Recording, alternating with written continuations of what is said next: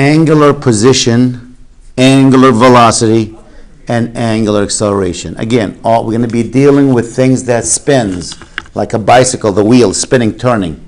When you go to dentist, that drill is spinning fast. When they work on your teeth there.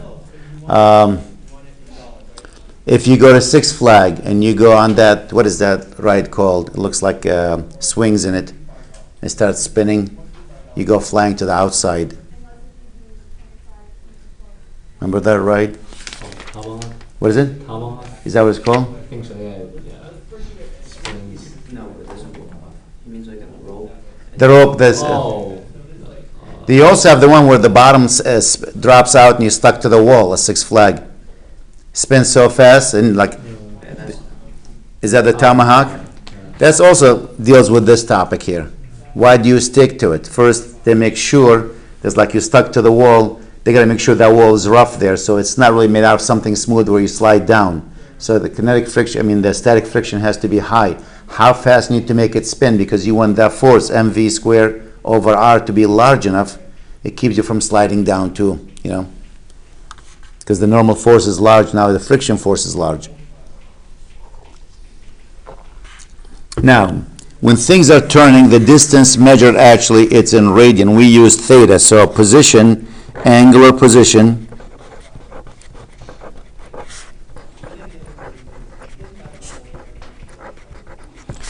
we call that theta. And it's measured in radian, not degrees, it's always radian. So if we give it to you in degrees, you have to convert that to radian. Wheel of Fortune, that's sure thing's still on the air, right? Somebody will spin the wheel and it might go around, let's say 1, 2, 3 and a quarter. It went on 3 and a quarter turn.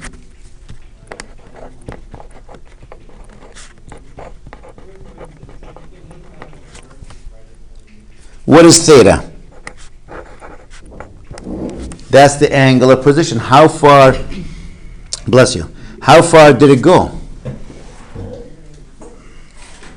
In radian.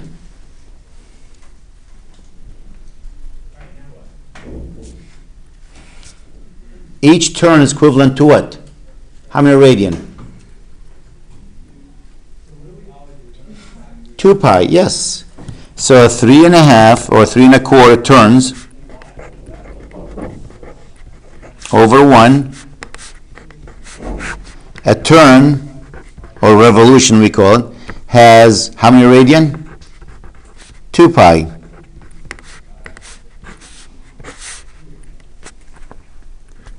So 3.25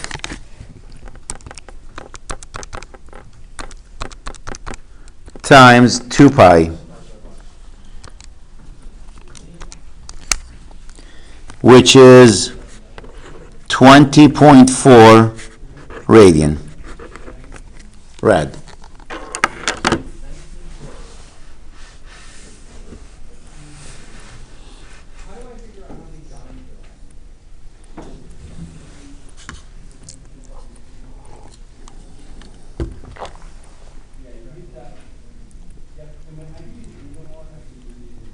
Now, keep in mind, theta, just like in the x direction when you move, we use to the right is positive, to the left is negative, right?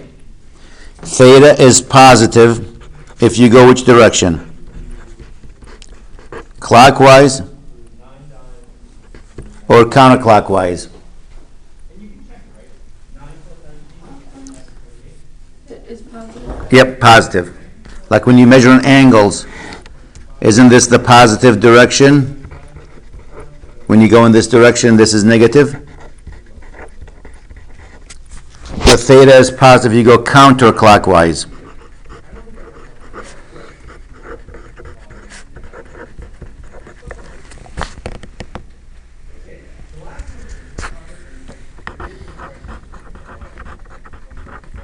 And theta is negative if you go clockwise.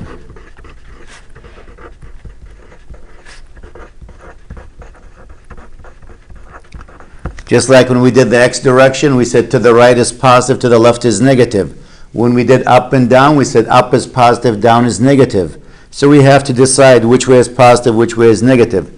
With angles and trig, we always decide to go counterclockwise is positive, clockwise is negative. Now somebody will say, who came up with this idea? Why not just clockwise is negative, counterclockwise positive? Remember, all this math, especially geometry, was discovered by Greek mathematicians. And when the Greek write, they write from right to left. They always did right to left. Because they had to hold the chisel in the left hand and hammer with the right hand to write on the stones. So they always went right to left. So that's their direction. This way is positive, that way is negative.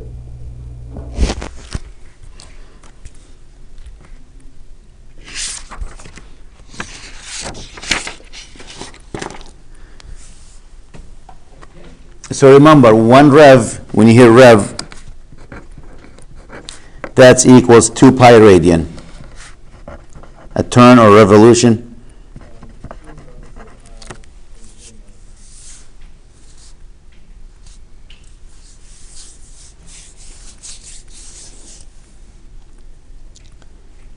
Now there is a relationship between actually how fast something is turning, which is the angular speed, angular distance, versus the linear distance, 2. So if this one turns, notice if you take this piece of paper and you roll it half a turn,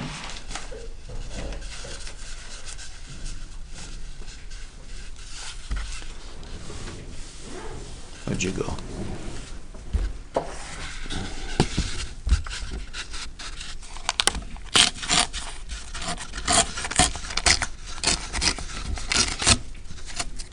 Close enough. This is where the mark is. Now, right there, this one, not that one. I don't know if you can see it.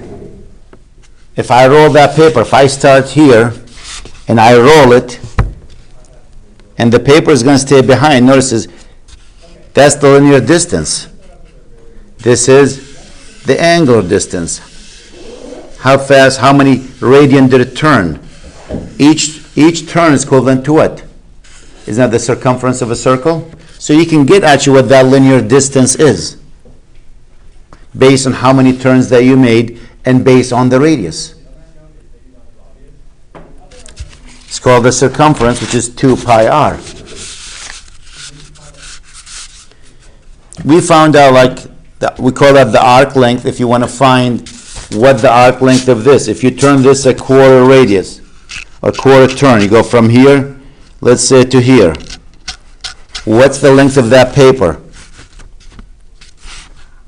That's called the arc length. It sits on the outside. We found out that the arc length is equal to what? R times theta. Make sure theta is in radian. And make sure that R is in meters if you want to get the distance, because the distance has to be in meter. If you want to make the physics people happy. Distance always measured in meter. We can use centimeters, we can use inches, but in physics you really want to have your distance in meters. Especially if you're going to be using acceleration, other stuff with it, and gravity, you know.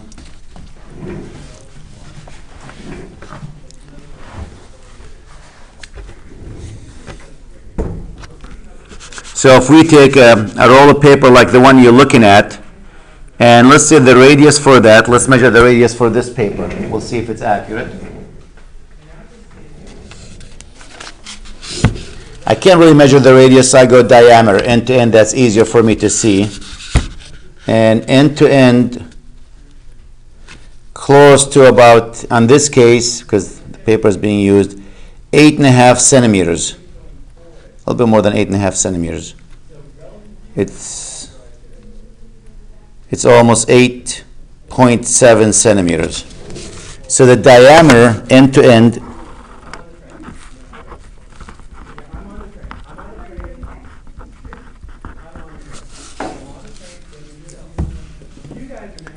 and I take actually half of a turn on that paper. If I take that paper, I start from here. Can you see it? I'm going to roll it all the way to here. And I'm going to cut that paper when I get there and measure it to see what that value is. So that's right here on the bottom now. Let me cut that paper.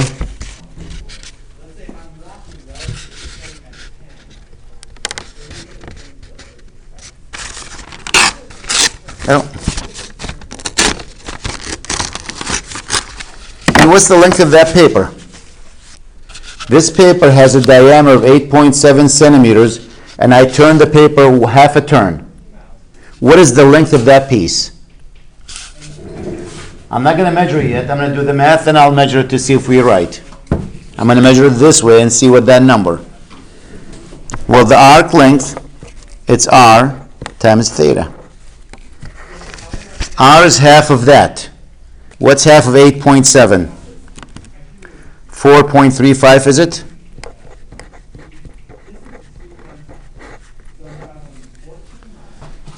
Half of that distance. And what's theta? How far did I go? Half a turn. Half a turn is how many radian?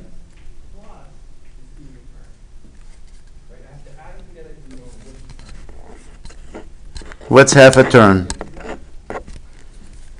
That's 1 pi radian. A full turn is 2 pi.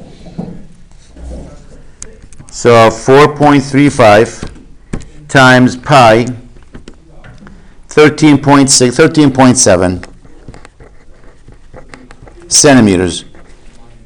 I can use centimeter, but if you want to make the physics people happy, use meters. So that's 13.7 centimeters. So if I measure that paper from this end to that end, I should be close to 13.7. That's because the paper, notice the paper just has a little, the cut, it should be like this. You can see straight down. So if you measure it from here to here, I'm getting about 14, so I'm off by 0.3. I just eyeballed it there, you know. I said, oh, that looks like the half, let's cut it that way. So 13.7 centimeter, that's actually the linear distance. Pi is the angular distance traveled, angular position. We also have something called angular speed.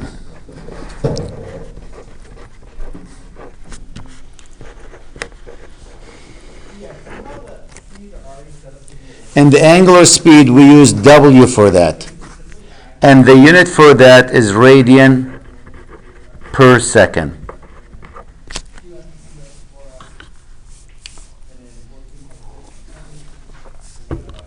Things are spinning, has a speed. How fast the wheel is spinning, how many revolution. Now, for example, you drive in your car and you look at your car, it says, oh, it's running at 3,000 RPM.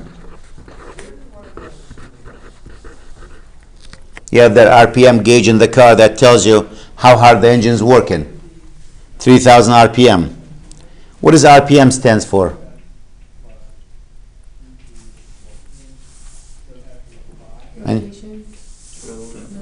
Revolution per minute. Yeah, rotation per minute. But revolution per minute. Every minute, the wheels are spinning 3,000 times.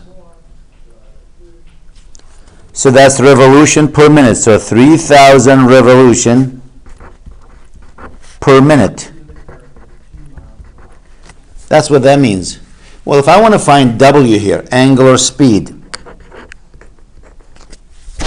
the units can't be revolution per minute. It has to be what? Radian per second. So I need to convert that 3,000 revolution per minute into radian per second.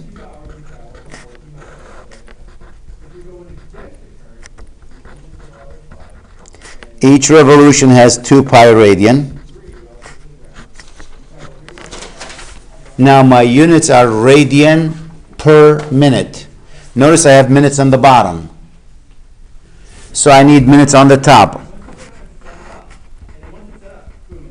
Seconds on the bottom. 1 minute is 60 seconds. Why do I need minutes on the top? So I can cancel the minutes on the bottom.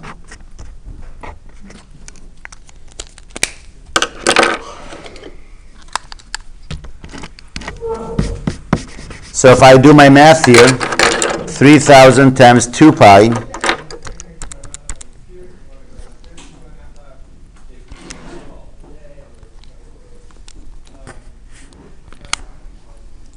divided by 60, I'm getting 314.2 radian per second. 314 radian per second.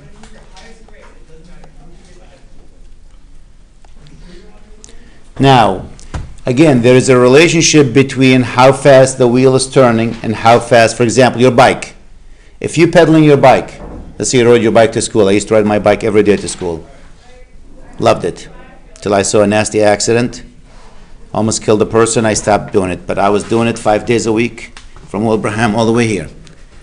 So if I'm riding my bike, the faster the wheels are turning, the faster I'm moving on that road. The slower the wheels are turning, the slower I'm moving on that road. So there's a relationship between your linear speed, how fast the bike is moving, in relation to your how fast the wheels are going, turning. Two things actually that will decide your linear velocity. V, which is your linear velocity, is equal to R times W. Two things that will control that, how fast you're moving. One is how fast you're pedaling. That's if W increase, V will increase. The other one, if the radius increases, your velocity will increase. I can tell you a story actually.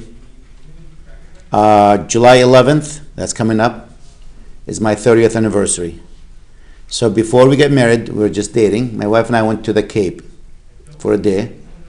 And I'm driving back home about, 2 o'clock in the morning. Driving my Vet. Don't get excited, it wasn't a Corvette. It was a Chevy Chevette. They don't make them anymore. Piece of junk car. That car couldn't even go 65 miles per hour if you pushed it downhill. But the week before that, I bought tires for my car. I go to see this guy. He goes, I got these tires. I said, I need tires. Oh, you know what? I can get you cheap tires. I'm a college kid at that time. Yeah, I'll take the cheaper one. Well, there's one problem with them. What is the problem? They're the wrong size, a little bit big. My car used size 16. This is 17. Yeah, fine, put them on. What difference does it make? So now I'm driving back from the Cape on 95, I think, 2 o'clock in the morning, going 65 miles per hour. I'm going 60 because speed limit was 55 at that time. I'm going 60. I get pulled over by state police going 65. I go, officer, I don't think I was going 65. I know I was going 60. I had my cruise control set up on 60. Nope, you were going 65. No, I was not. I'm arguing because I'm stubborn. If I think I'm right, I'll argue till 2 or 3 days later. They don't come more stubborn than me. My wife, well, it wasn't my wife at that time. Now she's my wife. She goes, just take the ticket. Because now I'm on the hood of the car. My hand's on the hood. I'm arguing with the cop, and I'm getting mad. He's getting mad. She goes, just take the ticket and go home. So finally, I listened to her. I took the ticket, and I went home. But I'm still stewing. So next morning, I got up. I called her. I said, meet me at the entrance to the highway. So she met me. So we're driving side by side. I go, how fast I'm going? She goes, 65. I go, no, it's 60. No, it's 65. No, it's 60. Well, the reason is I put bigger tires. When the car says 60, the car is going by the RPM. How fast the wheels are turning. Well, the wheels can turn at any speed, but you put a bigger radius on them, you're going to move faster on the road. So you take this car that's going, we just did that problem, what was it, that 3,000 RPM. You put a 16-inch tires on them versus 17-inch tire. It's going to make a difference your speed. Notice, let's look at the velocity there. So the velocity here equals R times W. W is 3,000 RPM,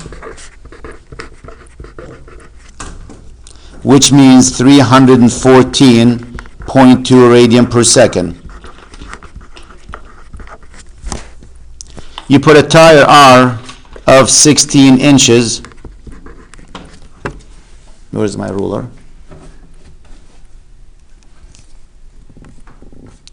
This is what, 12?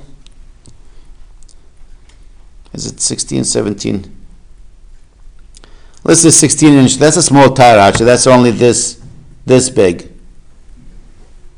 I'm assuming that's not the radius, because 16-inch radius will give you a tire of 32 inches, like a yard, like this big. Most cars don't have tires that big. So, but let's say 16-inch radius. That's like a big truck there, big tires. Almost a yard long. So let's convert inches to meters. 16 inches, that's over 1 times. You want inches on the bottom, meters on the top.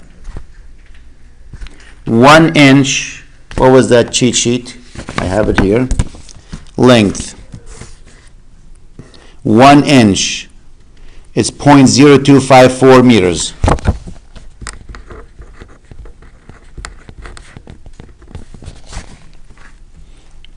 So you do the math.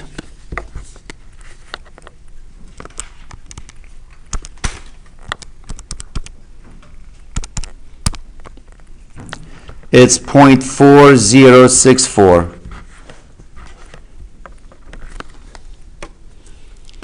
Your velocity will be what? R times W. R is 0.4064 times W, which is what? 314.2.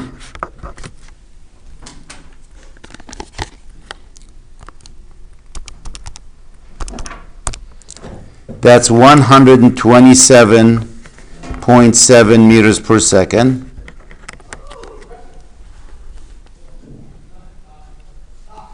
Now imagine if you put a 17-inch instead of 16-inch radius here at the same W.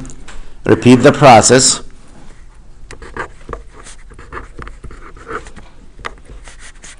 W is still 3,000.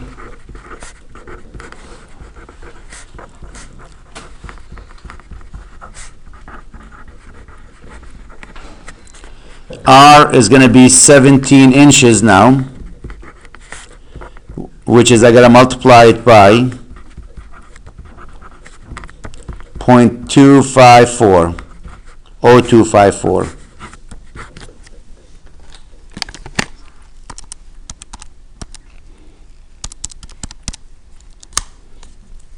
Which is 0.4318 meters. And my velocity now becomes, at the same RPM, is going to be 0.4318 times 314.2.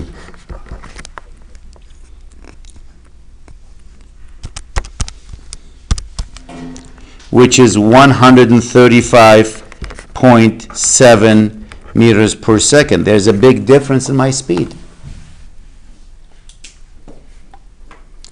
127 to 135. 136, yep. So we have an 8 meters per second extra your speed now.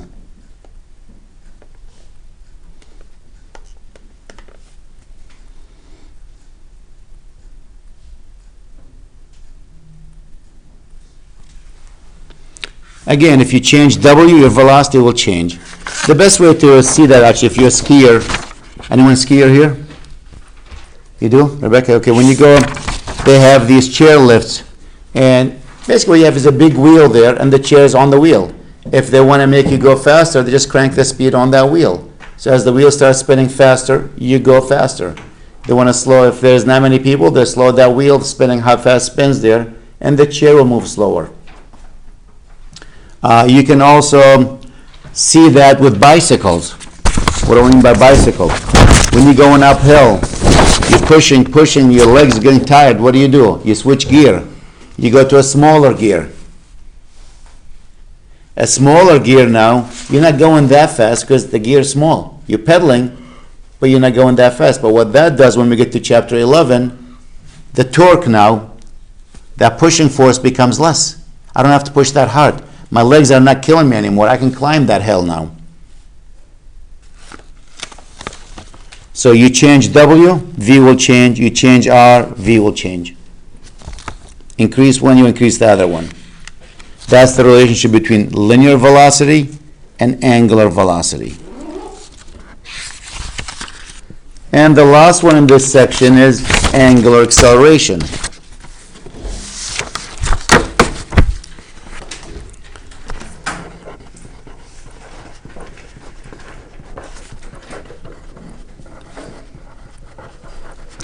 And for that, we use the letter alpha. And the units for that, radian per second squared.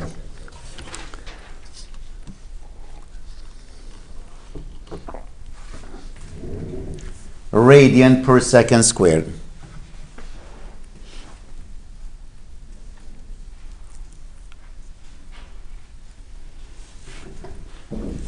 There's also a relationship between linear acceleration and angular acceleration.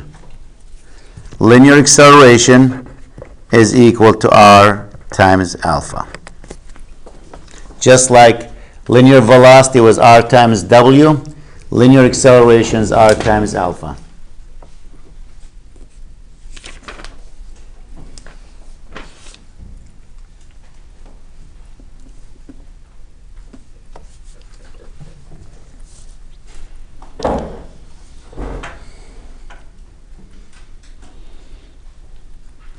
If you want to visualize the linear acceleration, if you have a bucket here attached to a pulley, and you attach weight there to it, what's going to happen if you put a heavy weight here? What's going to happen to that pulley? It's going to start spinning, right? It's not moving now. You're holding it. If you let go, start to spin. The acceleration, this one coming down, is related to the acceleration alpha here and the radius r. What is the angular, how fast the acceleration, how fast the angular speed is changing there, and how big is r is going to determine what the linear acceleration is.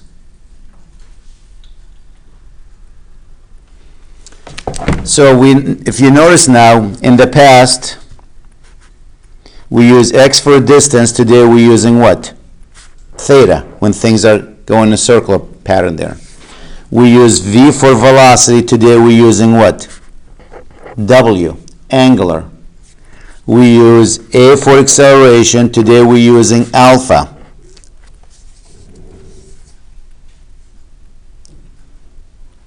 Well, if you take your equations from before, where's my sheet from first week? If we take these 5 equations and rewrite them, every time you see v, put w. Every time you see a, put alpha. And every time you see x, put theta. You'll have 5 equations. The first one, it says w equals w0 plus alpha t. That's this equation. The second equation, w average. It's 1/2 w0 plus w.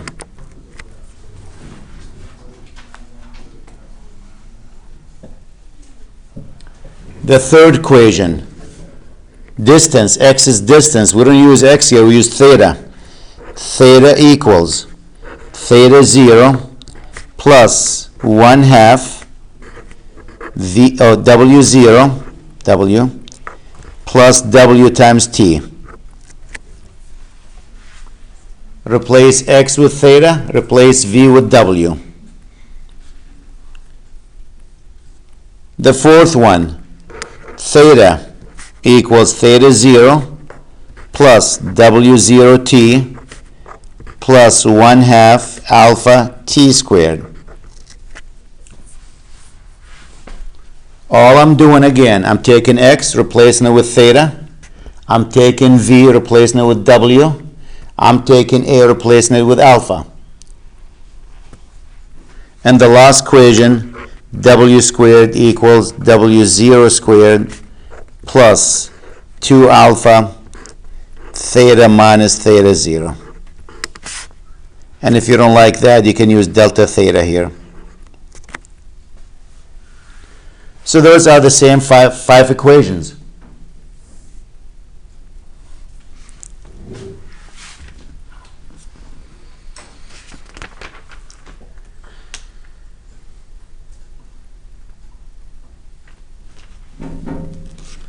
And we're going to take a break now. After the break, I'm going to come back and do some problem, just like we did with these equations when they were linear. Now we're going to be talking about, again, a pulley that's spinning. We're going to be talking about a car, the wheel spinning, again, RPM there. We're going to be talking about a dentist. You go to a dentist to drill your teeth, and that drill is spinning a certain RPM. Calculate the angular acceleration, calculate the the angular speed, and maybe the linear speed too. We'll see. If a piece of floss gets stuck to that drill as the thing is spinning, what happened to that piece of floss? It's moving really fast around that drill there. So that's the relationship between the angular speed and the linear speed. So I'll stop here with this video.